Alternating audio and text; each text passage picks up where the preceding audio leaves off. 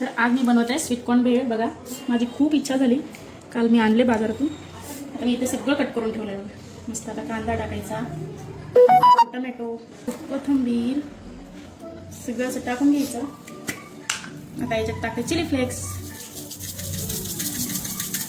त्याला black paper थोडंसं टाकायचं. आपण आता इथे टाकू काळं मीठ,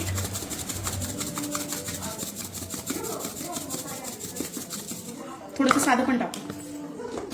आता याच्यामध्ये थोडं तिखट, थोडं धने पावडर बोलत का तुम्ही, आणि काळं मीठ टाकलं म्हणून इथे मी मीठ थोडंच टाकणार आहे. चाट मसाला आणि करून घेऊ आपण चांगलं मिक्स.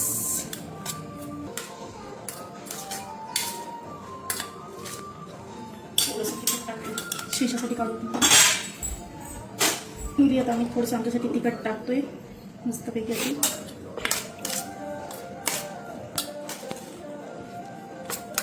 छान असं मिक्स करायचं.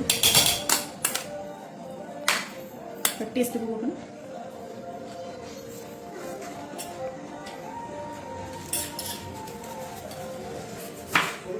मेन राहिलं होतं आपलं लिंबू.